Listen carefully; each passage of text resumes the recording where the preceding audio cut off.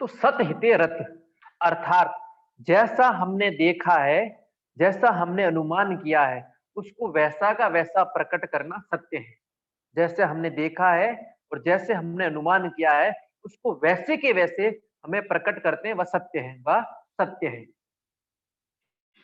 हम कथन से सत्य बोल रहे हैं, कथन सत्य है, लेकिन नियत नियत हमारी खोटी है। हम इनर से इम्प्योर है, हम दूसरे को लूटने के लिए, धोखा देने के लिए, प्रभावित करने के लिए बोल रहे हैं, फिर वह असत्य है, वह असत्य है। अर्थात सत हिते, हितकारक होना चाहिए। क्या? हितकारक होना चाहिए और यथार्थ होना चाहिए। यथार्थ, मन में कपट नहीं, छल कपट रहित यथार्थ बोला गया, यथार्थ चिंतन किया गया, सत्य कहलाता है, सत्य कहलाता है। ठीक है, इसलिए जो भी अयथार्थ है उसको नहीं कहना, धोखा देने के लिए, दूसरे को लूटने के लिए नहीं बोलना चाहिए। जितने विज्ञापन हो रहे हैं सब यही कर रहे हैं, तो सारे के सारे असत्य पर आधारित है। तो हम अपने व्यवहार को कैसा बनाएं? एक तो हितकारक, यथार्थ ज्ञान प्रकट करें, जो जैसा है, जैसा हमने अनुमान किया वैसा के वैसा कहें, और दूसरे को धोखा ना मिले हमारे किसी भी कथन से। भले ही हम सत्य शब्दों का प्रयोग कर रहे हैं, तो वह कथन सत्य है, लेकिन इंटेंशन सत्य नहीं है। तो इंटेंशन भी सच्चा होना चाहिए, सत्य होना चाहिए। तो सतहिते, ये सत्य हो गया। तो अहिंसा आएगी तो ही सच बोल पाएंगे, वरना हम दूसरे को धोखा देंगे, तो दूसरे को भले शब्द अच्छा है, तो अब वो उसको के प्रति द्रोह हो गया, वो दुखी होगा, तो ये हिंसा हो ही गई। हिंसा, तो अहिंसा पल गई तो ये चारों स्वतः का पालन हो गया। अहिंसा का पालन नहीं हुआ तो इनका पालन हो ही नहीं सकता, हो ही नहीं सकता। अहिंसात्मक व्यक्ति कभी भी ये चोरी नहीं कर सकता, अब्रह्मचर्य नहीं कर सकता, अपरिग्रह नहीं कर सकता, नहीं कर सकता। ठीक है, वो परिग्रह ही करेगा, वो लूटेगा ही संग्रह करेगा। ठीक है, चोरी ही चोरी करेगा, अर्थात दूसरे का अधिकार छीनेगा। और वो ब्रह्मचर्य में, ब्रह्म की चर्या में भी नहीं रह सकता है, और अपनी इंद्रियों को संयमित भी नहीं रख सकता है। तो ये सत्य। अब अस्तेय, अस्तेय यानी चोरी ना करना, चोरी ना करना, और चोरी को बोलते हैं स्तेय। स्तेय मुस धातु से चुराना अर्थ में है, अर्थात दूसरे के अधिकारों को, दूसरे के द्रव्यों का हरण करना, अधिकारों का भी और द्रव्यों का भी। द्रव्य में धन, अनाज इत्यादि सब आ जाते हैं।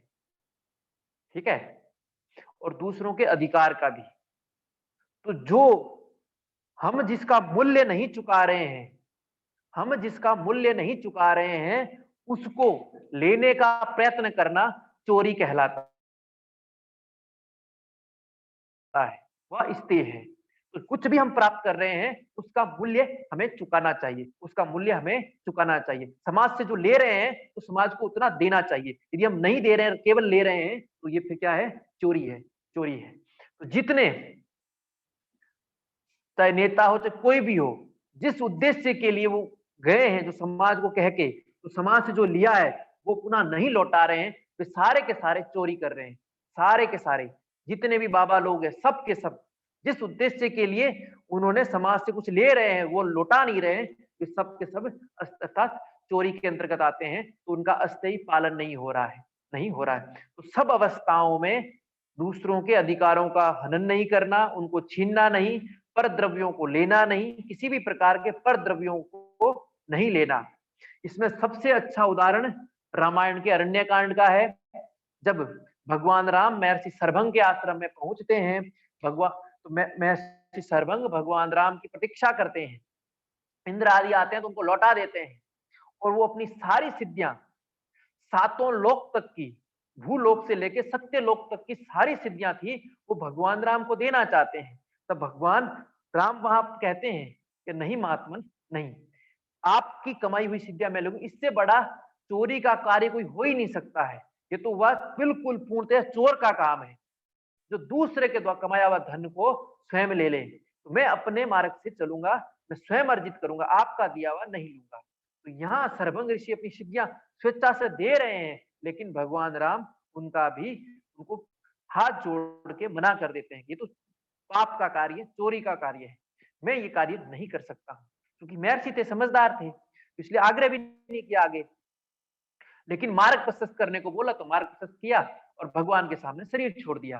तो दूसरों का कुछ भी सिद्धि प्राप्त करना, कुछ भी, तो आजकल लोग कुंडलिनी के चक्कर में लगे तो सब से सब चोरी, क्योंकि कोई नहीं करा सकता। और जो बता रहे हम ऐसे कर देंगे वैसे कर देंगे, तो वो जो चोर वो भी लूट रहे हैं, और जो लूटना चाहते हैं वही उनके पास जा रहे हैं। तो ये अस्तेय का पालन नहीं हो रहा है, अस्तेय का पालन नहीं हो रहा है। ये चौथा ब्रह्मचर्य। सामान्य ब्रह्मचर्य, चर्य मीन्स जो हम चरते हैं तथा चलते रहते हैं। ब्रह्म यानी जो मूल सत्ता है, उस मूल सत्ता में विध्यात्मक चिंतन के साथ परमात्मा चिंतन में निरंतर डूबे रहने को ब्रह्मचर्य कहा है। परमात्मा चिंतन में निरंतर डूबे रहने को ब्रह्मचर्य कहा है, जो कलयुग में संभव नहीं। यहाँ व्यास जी ने इस ब्रह्मचर्य को इंद्रिय संयम लिया है। इंद्रिय संयम ही ब्रह्मचर्य है। तो इंद्रिय संयम का जिसके जैसा वर्ण आश्रम के अनुसार विधान है, उस प्रकार का संयम करना, संयम करना।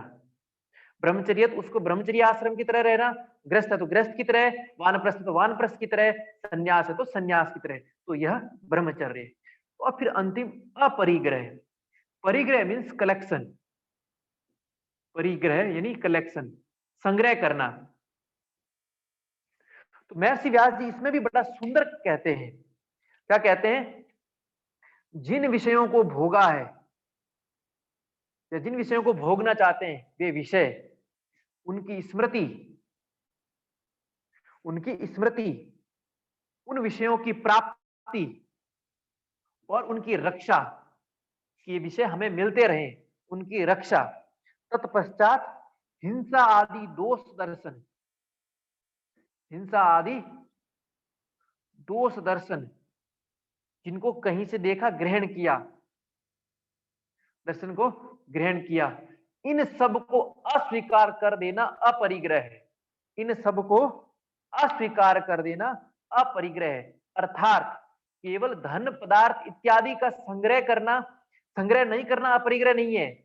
जो विचार, जो भाव हमारे लिए कल्याणकारी नहीं है, उन्हें हमारे भीतर ठहरने नहीं देना अपरिग्रह है, अपरिग्रह है। तो विषय अर्थात यहाँ सारे के सारे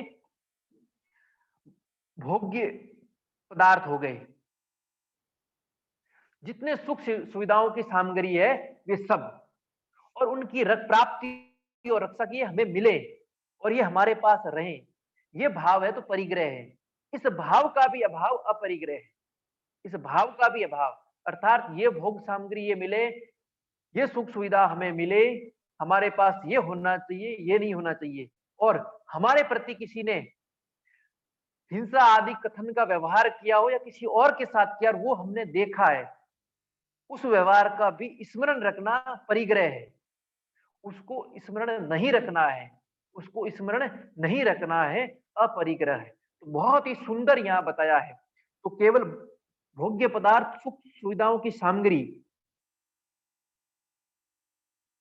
का त्याग अपरिग्रह नहीं है, इनके बारे में चिंतन नहीं करना, इनके बारे में चिंतन, त्याग का बताया ही नहीं है, इनके बारे में चिंतन नहीं करना, इनकी प्राप्ति का चिंतन नहीं करना, ये हमारे पास निरंतर रहे, इसकी रक्षा का चिंतन नहीं करना, और जो कुछ हमारे लिए कल्याणकारक नहीं है ऐसे विचार और भावों को जो हमारे पास है उनको अस्वीकार कर देना, अस्वीकार कर देना क्या है?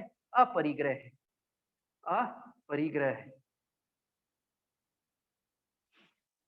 ज्ञान प्राप्त कर रहे हो, आपके पास अपना घर है, घर की सुख सुविधाएं हैं, वो आपके पास है, उन्हें त्यागने की आवश्यकता नहीं है, लेकिन वे हमेशा बनी रहे और प्राप्त हो जाएं।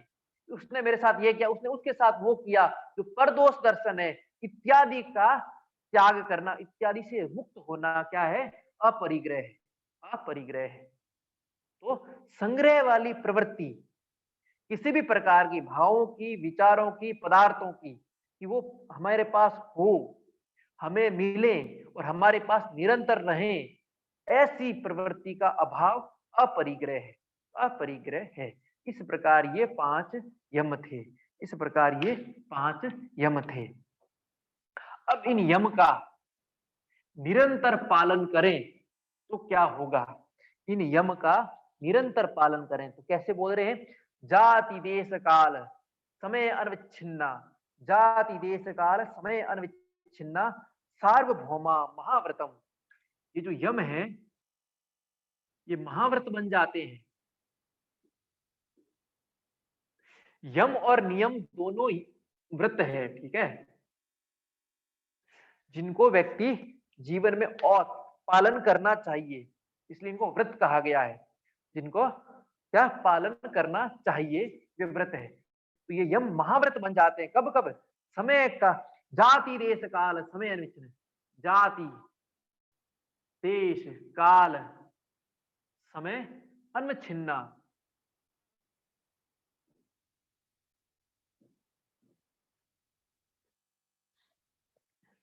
सार्वभौमा महाव्रतम।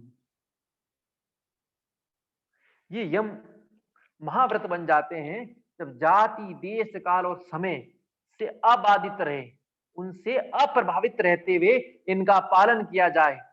जाति मतलब किसी भी जन्म में, किसी भी जन्म में, देश किसी भी स्थान, किसी भी स्थान, काल किसी भी काल, और समय, काल मीन्स जो भूत भविष्य वर्तमान, और समय मीन्स अभी बाद में ये जो हो गया जो आने वाला है। काल समय लगभग निकट का ही है। तो however great vow when they become universal, being unrestricted by any consideration of class, place, time or concept of beauty, concept of beauty। तो जाति देश काल समय, तो जाति यानी किसी भी जन्म अर्थात किसी भी परिस्थिति, किसी भी परिस्थिति या किसी भी परिस्थिति आएगा यानी सिचुएशन, किसी भी पैलेस, किसी भी स्थान, किसी भी टाइम, किसी भी टाइम और कैसा ही काल हो, ठीक है, मरण काल हो अथवा जीवन काल हो, कोई भी अवधि जीवन की, उन सब समय में निरंतर अबाधित रहे, अनइंटरप्टेड रहे, अनडिस्टर्ब रहे, वे यूनिवर्सल यम रिस्ट्रेंट क्या कहलाते हैं? महाव्रत कहलाते हैं। क्या कहलाते हैं? वोव्स बोला इन्होंने, व्रत को क्या बोला? वोव्स, ग्रेट वोव्स। तो जाति देश काल समय अनविच्छिन्ना सार्वभौमा महाव्रतम, किसी भी परिस्थिति में, किसी भी स्थान पर, ठीक है, अर्थात यहाँ सच बोल रहे, अमेरिका जाके झूठ बोलने लग गए तो नहीं, यहाँ सच तो कहीं भी गए, किसी स्थान में गए सच ही बोले। किसी भी परिस्थिति में, किसी भी परिस्थिति में, चाहे लोभ लालच आ रहा हो, सामने कोई पद मिल रहा हो, कुछ भी हो, किसी भी परिस्थिति में सत्य सत्य, अहिंसा अहिंसा, अपरिग्रह अपरिग्रह, ब्रह्मचर्य ब्रह्मचर्य और अस्तेय अस्तेय।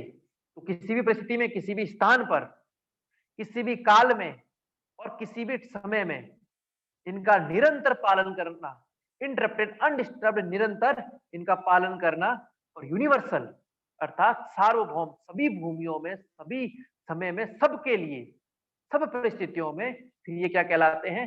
महाव्रत कहलाते हैं। क्या कहलाते हैं? महाव्रत कहलाते हैं। तो नियमों को महाव्रत कहते हैं कब?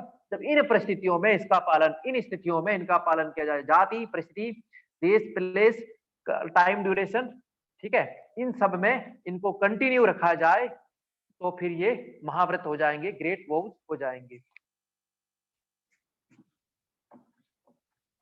आज इतना ही। इसको बंद, वीडियो रिकॉर्ड ऑफ कर दीजिए भले।